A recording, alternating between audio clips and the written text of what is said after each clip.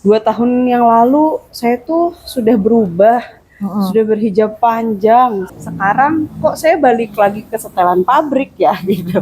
Ya sampai kemudian yang dikenal dari kita penduduk Indonesia adalah kejulidan netizen kan, jadi oke. Kalian coba kira-kira mau meninggal usia berapa? Iya benar-benar. Pertanyaannya gitu. Satu hari nggak tidur, tilawah terus kalau lagi ada karena lagi ada masalah gitu ya. Oh, tilawah gitu. Ya Allah mudahkan kami untuk istiqomah di jalan kebaikan, ya. Minta diistiqomahkan untuk sholat, minta dimudahkan untuk bisa melakukan tahajud. Jadi, Bismillahirrahmanirrahim. Assalamualaikum warahmatullahi wabarakatuh. Selamat pagi, siang, sore, rekan-rekan. Kembali lagi di Sharing is Caring. Alhamdulillah sekarang kita sudah masuk episode 19. Alhamdulillah ya. Antara kerasa dan gak kerasa. Pas dinikmati mah ternyata gak kerasa ya, udah 19 episode gitu. Dari pertama kali kita upload itu bulan apa ya, aku udah lupa, tapi udah cukup lama lah. Karena kita sempat vakum 2 bulan, terus akhirnya kita masuk lagi gitu. Nah, dari beberapa request teman-teman, aku tuh bingung ya kalau misalnya harus satu-satu dibahas, tapi kurang lebih kita mau bahas beberapa pertanyaan yang mungkin masuk ke aku atau masuk ke Mas Sandra. Dan kurang lebihnya ada satu hal yang sepertinya ini jadi bahan pertanyaan banyak teman-teman kita tentang konsistensi dalam melakukan kebaikan gitu ya. Sebenarnya kalau dalam Islam juga kita suka dikasih tahu Amah ya. Aku juga sering dikasih tahu sama Amah dan guru-guru yang lain bahwa sebetulnya memang manusia itu fitrahnya imannya naik dan turun. Itu kayak ya udah memang sudah bagian dari fitrahnya manusia itu seperti itu. Nah, tapi kan karena kita udah aware nih bahwa kita punya nih kesempatan untuk turun imannya, jadi kan kita sebenarnya harus fokus juga gimana caranya maintain konsistensi dalam ibadah ini. Aku tuh sering juga lihat di TikTok misalnya teman-teman banyak yang cerita 2 tahun yang lalu saya tuh sudah berubah, sudah berhijab panjang, saya sudah manggilnya ahi uhti gitu ya, atau saya sudah menutup dada hijabnya, atau bahkan ada yang sudah berniqab, atau saya dulu sudah sering banget datang ke kajian bisa 1 minggu 2 kali 3 kali, tapi itu 2 tahun lalu. Sekarang kok saya balik lagi ke setelan pabrik ya gitu. Mereka banyak yang cerita lah, aku juga mungkin teman-teman juga pernah lah lihat beberapa konten yang cerita gitu ya, si orang ini fase ketika dulu dia sudah berubah, kemudian seiring berjalannya waktu perubahannya malah kesannya bukan ke arah lebih baik, tapi malah jadi balik lagi setelan pabrik karena satu dan lain hal lah. Ini aku bukan ngejajah, tapi ada cerita yang seperti itu. Karena aku pun merasakan lah, dan pasti teman-teman juga merasakan strugglingnya kita buat bisa tetap begitu, tetap baik, tetap konsisten dan istiqomah dalam ibadah.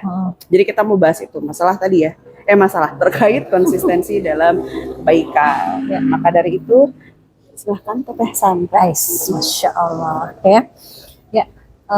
Bismillahirrahmanirrahim teman-teman semua ya. Jadi hadirnya kita sampai episode 19 ini juga ini sebetulnya ikhtiar menjaga konsistensi dalam kebaikan bagi saya pribadi, bagi Wafa juga gitu ya. Karena sesungguhnya di saat kita bicara ini yang paling pertama kali diingatkan itu adalah ya diri kita dulu gitu kan ya gitu. Dan ternyata misalnya itu ada yang melihat, mendengar, menonton, maka itu kemudian memiliki imbas positif, yaitu Allah yang menggerakkan gitu ya. Sebetulnya ini dalam rangka ya ini untuk menjaga konsisten kita juga dalam hal-hal yang positif gitu ya. Nah, memang kita itu atau ada yang bilang saya waktu hijrah, waktu hijrah dulu saya tuh udah begini, tapi kemudian sekarang jadi tidak seperti itu lagi gitu ya. Nah, maka tipsnya yang pertama adalah sebetulnya hijrah itu bukan hanya sekali gitu ya. Menuju ke jalan yang lebih baik itu bukan cuman sekali aja pas waktu akhir tahun misalnya gitu ya, pas lagi malam tahun baru, itu titik hijrah saya gitu ya, misalnya kayak gitu ya. Jadi sebetulnya hijrah atau memperbaiki bertekad lagi untuk menjadi lebih baik itu harus kita lakukan setiap hari. Maka mengubah atau berikhtiar hidup kita lebih baik, maka itu harus dilakukan sering ya. Harian kita ingatkan lagi bahwa cita-cita mulia kehidupan kita itu adalah ingin dapat ridho Allah, kemudian masuk ke dalam surganya Allah gitu. Jadi itu tuh harus diikrarkan terus gitu ya. Jadi apa sih sebetulnya menjadi cita-cita akhir dari kehidupan kita. Nah, itu tuh kita tuh harus disadarkan lagi. Kalau misalnya tuh tipenya yang harus menulis, maka tuliskan gitu ya. Tipenya buku catatan tentang ikrar kita, tentang menjaga keistiqomahan kita dalam melakukan amal soleh, juga menjaga kesadaran kita tentang makna kehidupan kita. Karena kalau misalnya enggak seperti itu, ya kalau lupa kita membaca ikrar, atau dalam artian kita lupa menuliskan lagi, lupa membaca lagi apa sih sebetulnya tujuan kehidupan kita, ya mungkin kita akan lost gitu ya.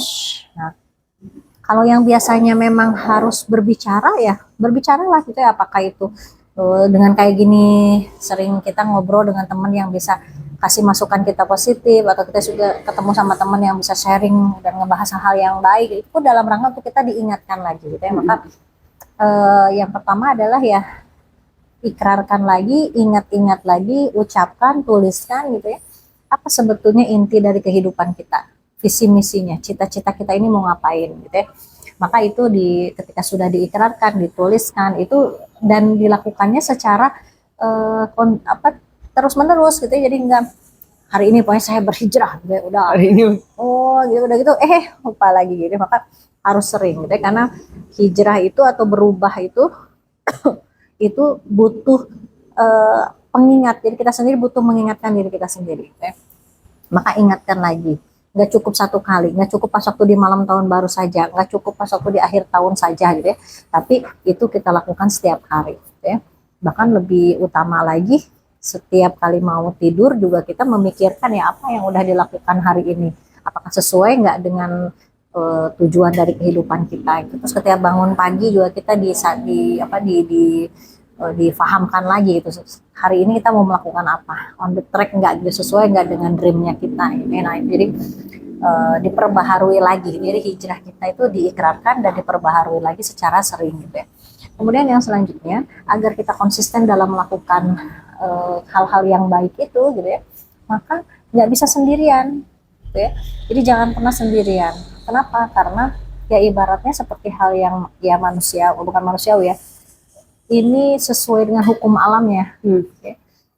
Hewan yang sendirian itu mudah diterkam oleh musuhnya. Nah, begitupun kita gitu ya.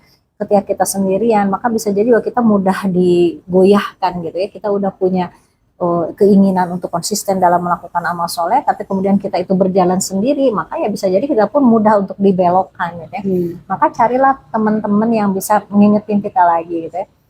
Gabung dengan komunitas-komunitas yang dimana di situ kita juga disadarkan lagi, difahamkan lagi, nggak boleh kayak gitu. Kita kan udah berikrar, kita kan udah sudah mencanangkan hijrah bahwa kita ingin menjadi lebih baik lagi gitu ya. Jadi saling diingatkan, saling mengingatkan. Tuh, jadi bertemu dengan komunitas yang kita bisa di guide gitu ya, dibimbing gitu bareng-bareng. Dipegang. Dipegang gitu. Kemudian yang ketiga, membaca itu termasuk yang ibaratnya literasi kita tuh harus dinaikin lagi gitu. Jangan sampai kita menjadi orang yang hanya sebatas semangat, karena akan beda gitu. Semangat saja tanpa ilmu itu akan mudah goyah gitu. Jadi kalaupun satu mau, kita tuh semangat tapi kita juga nambah literasi kita gitu. Kenapa sih kita ini melakukan ini? Kenapa kita sholat itu harus konsisten, harus terus menerus? Kenapa kita harus menikmati sholat? Biar kita juga nggak cuma hanya melakukannya sebagai sebuah rutinitas, karena capek gitu. Satu hal yang rutin tanpa kesadaran itu akan menjadi lelah itu suatu saat gitu ya. Kenapa ada saum ya?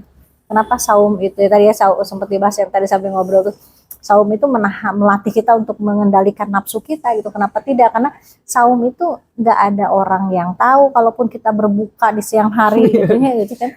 Saum itu kan ibadah yang betul-betul hanya kita dan Allah saja yang tahu. Maka itu betul-betul ibadah yang mengendalikan nafsu kita. Makanan di depan kita tapi belum azan, itu kan kita menahan gitu ya. Padahal sebenarnya bisa aja gitu ya. Kalau mau makan aja. Iya, gitu, kita tahu kan kita lagi puasa. Iya, lagi siang hari, bukannya kita nggak punya uang buat beli minuman, buat beli makanan gitu ya, tapi karena kita mengendalikan nafsu kita, tunggu sampai waktunya tiba gitu ya, maka itu adalah latihan untuk mengendalikan diri kita gitu ya. Jadi tambah literasi kita.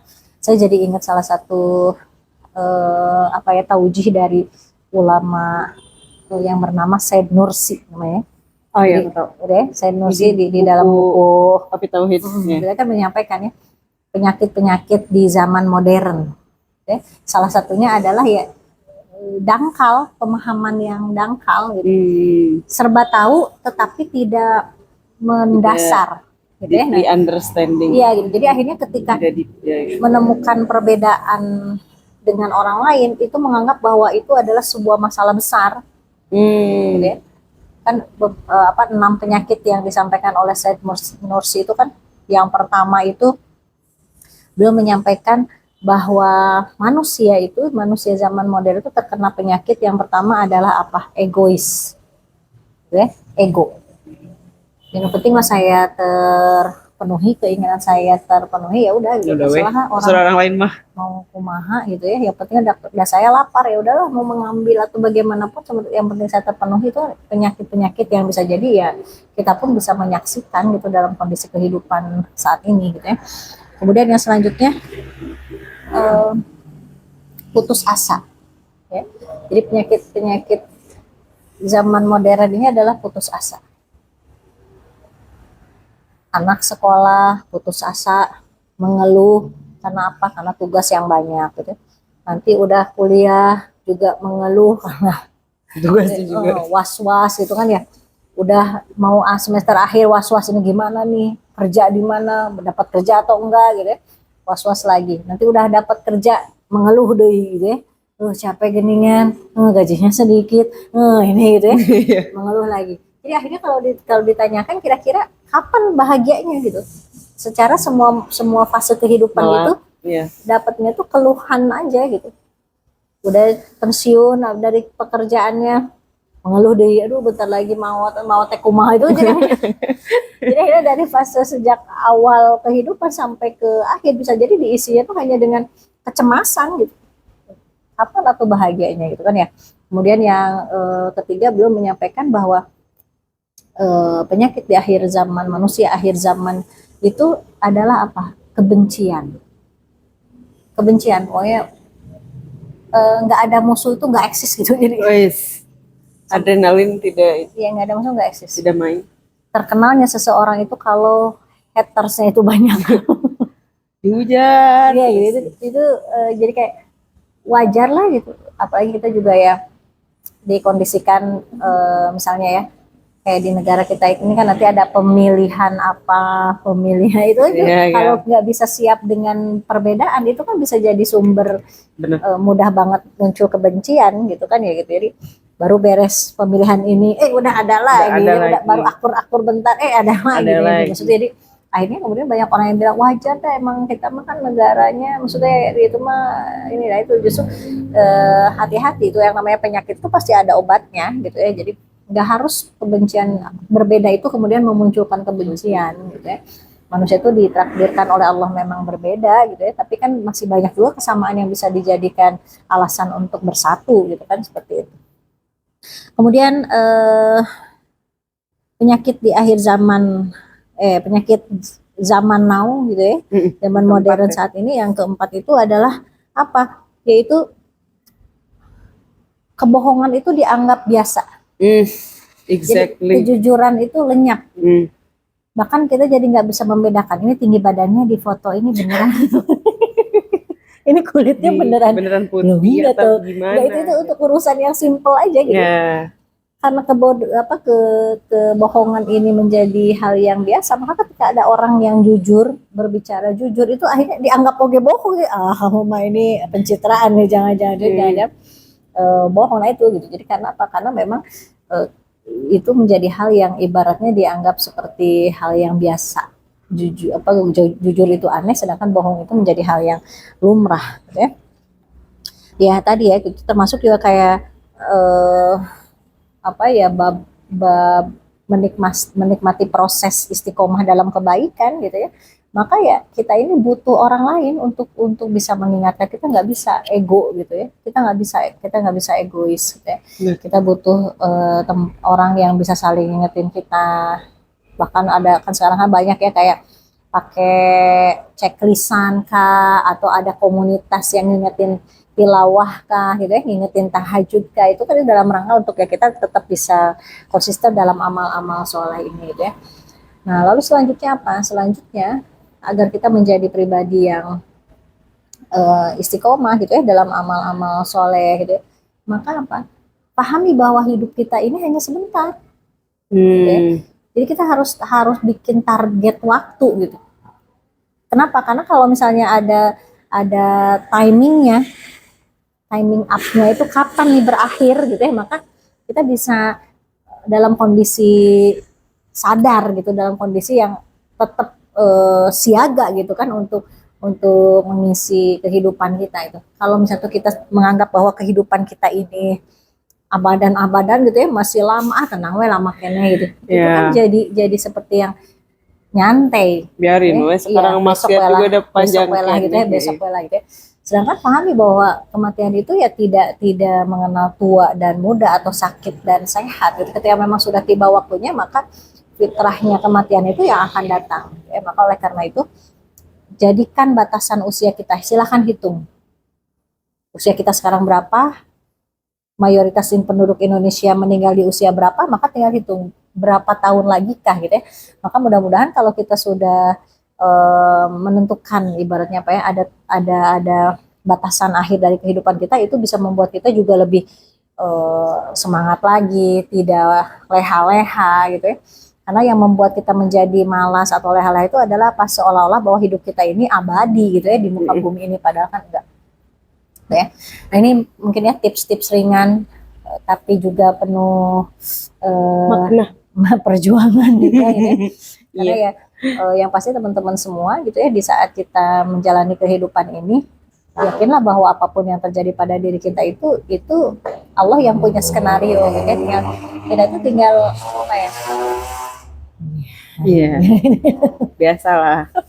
Ini lantai 3 tapi iya, alhamdulillah. open space jadinya. Jadi pokoknya ya intinya adalah agar kita konsisten dalam melakukan amal soleh. Oh ya terakhir ya, cicil ya, angsur amal-amal kita itu, sekiranya kita lagi berat gitu ya, maka angsurlah, pakai porsi yang sedikit-sedikit dulu ya, tapi continue, karena Allah itu menyukai amal yang rutin gitu ya, meskipun itu ibaratnya sedikit tapi rutin, tapi harus dinaikin, jadi enggak yang nggak apa-apa sedikit aja gitu ya. Satu jadi, huruf aja tilawah setengah halaman, tilawah 1 halaman sehari, seminggu, dalam waktu 1 minggu, nanti minggu kedua naikin jadi berapa halaman, naikin lagi, itu biar tubuh kita juga, diri kita juga terbiasa gitu ya.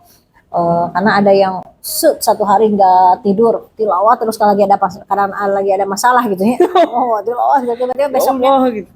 Gitu besoknya udah kan kemarin udah tilawahnya itu kan udah dikasih solusi udah nggak tilawah lagi. Jadi makanlah, kalau makan makanlah dengan porsi yang sedikit gitu ya. Habis itu kita naikin lagi sampai akhirnya kita bisa optimal untuk melakukan amal-amal soleh lagi, dan ending dari kehidupan kita adalah dalam kondisi sedang istiqomah melakukan kebaikan ya. Gitu Pak Intan. Masya Allah, iya. Aku ya ingat sih, Ama suka bahas-bahas ini. Intinya ketika bicara maintain energi buat berbuat kebaikan tuh, salah satu yang biasanya aku optimalkan juga mengetahui keutamaan setiap amal soleh. Jadi kita punya motivasinya, sebenarnya kita ngelakuin ini tuh untuk apa, karena emang itu manusia gitu ya, harus dipancing gitu. Ayo puasa gitu, karena bisa menjauhkan diri dari api neraka. Atau misalnya kalau lagi malas baca Quran, kita ingat bahwa seistimewa itu loh baca Quran, bahkan diganjarnya itu bukan per ayat tapi per huruf. Ya, sekalian aku merimain diri sendiri juga. Mungkin ini juga teman-teman pasti tahu ya hadis ini. Ya, Ibnu Mas'ud radhiyallahu anhu berkata, Rasulullah shallallahu alaihi wasallam bersabda, barang siapa yang membaca 1 huruf dari kitab Allah, maka baginya 1 kebaikan. 1 kebaikan itu dibalas 10 kali lipatnya. Aku tidak mengatakan alif, lam, mim itu 1 huruf. Tapi alif itu 1 huruf, lam itu 1 huruf, dan mim itu 1 huruf. Jadi kalau ingat-ingat ini lagi teh, kalau lagi males tilawahnya, oh ingat bahwa kita tuh bahkan diganjar sama Allah itu satu huruf, satu kebaikan. Ini kalau bukan bulan Ramadan ya, apalagi kalau bulan Ramadan dengan banyak apa keutamaannya. Jadi itu sih teman-teman, pahami apa yang kita lakukan, pahami Allah itu mau kasih apa dengan amal soleh yang kita lakukan, sehingga dari sana insya Allah sih kalau yang aku rasakan pasti lebih semangat gitu. Aku ingat Ama dulu waktu kita sedang melingkar, Ama pernah ngasih kita kertas, ngasih apa, kita yang ngeluarin kertas ya, sama tuh tadi bahasannya biasanya kan orang-orang kalau narget sesuatu tuh kayak, ayo kamu 10 tahun lagi mau jadi apa, 5 tahun lagi mau jadi apa. Waktu itu Ama pertanyaannya adalah, kalian coba kira-kira mau meninggal usia berapa? Iya benar. Pertanyaannya gitu, coba kira-kira kalian mau meninggal usia berapa? Terus dari situ Sedang kalian ini hitung mundur sampai usia kalian sekarang mau ngapain aja.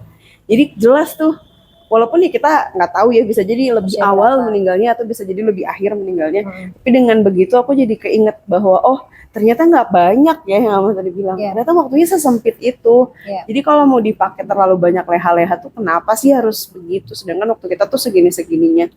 Jadi aku inget banget waktu itu.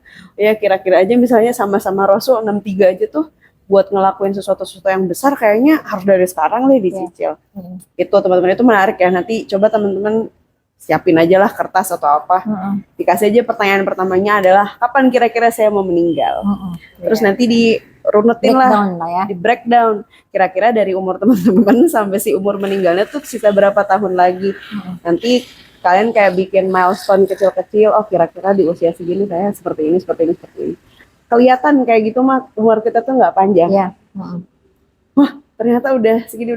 Itu aku ditanya pertanyaan itu aja 2020. Sekarang sudah 4 tahun kemudian, nggak tahu tuh dilakuin apa enggak yang ada di kertas. Iya benar. Gitu. Ya. Begitu. Oh ya, gitulah teman-teman. Banyak hal lah yang bisa kita pelajari dari konsisten ini ya. Karena manusia itu harus bertumbuh kok. Gak apa-apa bertumbuh 1% setiap hari, yang penting kita semua bertumbuh, terutama dalam kebaikan. Dan kebaikan itu pasti menghasilkan kebaikan. Kita kalau melempar kebaikan, kita akan balik lagi dapat kebaikan. Do your best and God will do the rest. Lakuin aja yang terbaik yang kita bisa, sisanya ada Allah. Kalau masuk ke bahas, kita fokus ke kitanya lah dulu. Kita bisanya ngapain, ikhtiarnya apa. Nanti kalau Allah punya rencana untuk mengabulkan doa kita, kadang-kadang Ama suka bilang kita ikhtiarnya di sini, mungkin pengabulannya tuh nggak ada di sini, yang lain. Nggak ada yang lain, gitu ya. Itu tadi fokus ke diri sendiri karena PR kita juga masih banyak. Tuh ya, tugas itu masih banyak. Kita merasa sibuk dengan memikirkan orang lain, urusan orang lain, kayak tadi yang suatu kayak kebencian, membenci orang lain itu karena kita menganggap bahwa hidup kita masih bisa jadi kita nggak ada banget energinya ya. Jadi lupa hidup tuh ada batasannya. Itu akhirnya ya sedih lah ya gitu ya. Ini kita juga berdoa untuk negeri kita juga gitu ya. Semoga negeri ini juga kita dikasih kekuatan untuk saling bisa berprasangka lebih baik lagi. Kemudian juga ya kita mengisi kita mau masuk ke kemerdekaan ya. Gitu ya. Ya mudah-mudahan Indonesia lebih baik dan lebih berkah lagi. Ya sampai kemudian yang dikenal dari kita penduduk Indonesia adalah kejulidan netizen kan. Jadi kayaknya pahit banget ngomong sih itu ya. Insya Allah banyak nilai-nilai kebaikan yang dimiliki oleh kita gitu ya. Tinggal masing-masing dari kita lebih memikirkan sisi kesamaannya ya daripada disibukkan dengan hal yang sifatnya tidak samanya gitu ya. Dan salah satu juga terakhir nih ya, minta konsisten dalam kebaikan ini poin yang harus dimasukkan ke dalam list doa. Gitu ya. Allah anugerahkan. Iya gitu ya, Allah mudahkan kami untuk istiqomah di jalan kebaikan gitu ya. Minta diistiqomahkan untuk sholat, minta dimudahkan untuk bisa melakukan tahajud. Jadi kita minta gitu. Karena tidak ada yang terjadi pada diri kita kecuali itu adalah nikmat yang Allah berikan. Jadi masuk ke list doa agar sampai akhir hayat kita itu diberikan keistiqomahan dalam jalan yang Allah ridhoi. Masya Allah. Ya, sip. Ya begitu teman-teman. Semoga sebentar. Ini banyak sekali motor yang ya. Alhamdulillahirrahmanirrahim. Intinya semoga kita semua dimudahkan untuk senantiasa bisa istiqomah, bisa Amin. konsisten dalam kebaikan. Karena semoga dengan konsistensi itu kita juga kembali dalam keadaan sedang berbuat baik, dalam Amin. keadaan sedang mencari ridhonya Allah. Karena tadinya kita benar sih kita nggak tahu meninggalnya kapan, jadi better kita ngejaga pace-nya. Memang sangat tertatih-tatih, tapi insya Allah bisa. Apalagi kalau tadi didoakan. Ya. Itu ya mungkin teman-teman. Terima kasih sudah menyimak. Sebelumnya mohon maaf apabila ada kalimat yang kurang berkenan dari kami. Kami tutup. Wabillahi taufiq wal hidayah. Wassalamualaikum warahmatullahi wabarakatuh. Dadah.